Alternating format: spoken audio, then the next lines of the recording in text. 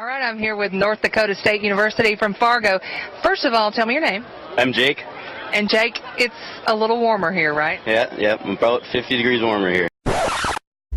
You're probably wondering how I got myself into this situation.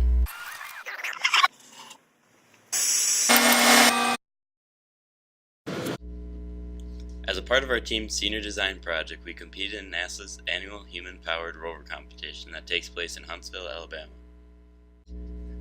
NASA encourages students to participate in this competition to promote interest within aspiring engineers to explore the aerospace industry after graduation.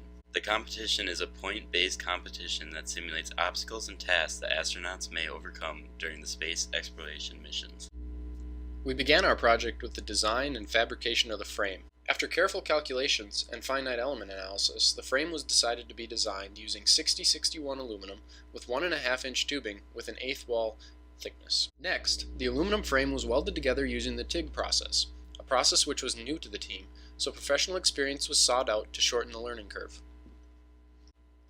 Finally, a hinge was incorporated into the design of the frame in order for the rover to fold up and fit within a 5-foot cube, a constraint set by the NASA Competition Committee.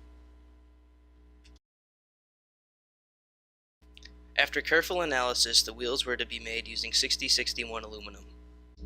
The ribs of the wheels were manufactured using water jet cutting technology with help from Sanders Metal. Sanders Metal also helped roll the aluminum rim. Next, the spindles were cut and shaped using the milling equipment in the auxiliary building. The axles were also shaped using the same equipment. Next, the wheel was welded together. Due to difficulty of welding aluminum and the absence of time, the team sought professional help to weld the wheels. The fabrication of the tires began by creating a positive out of MDF to achieve the tread geometry. Next, an inverse silicone mold was made around the positive. The silicone began as 2 liquid parts, which were stirred together with a drill-powered mixing attachment. The mixture was then degassed in a vacuum oven to remove any air bubbles caused by mixing and ensure a solid mold was made. A black dye was added for aesthetics, and the liquid urethane was poured into the silicone mold, which cured after 16 hours to create the tire. After fabrication of all the parts, the rover was then painted and prepped for final assembly. The rover was then tested on rough pavements throughout campus in order to ensure that the rover will be able to perform well during competition. All right, good luck to you guys. That's North Dakota State University. Back to you, Chris and Will.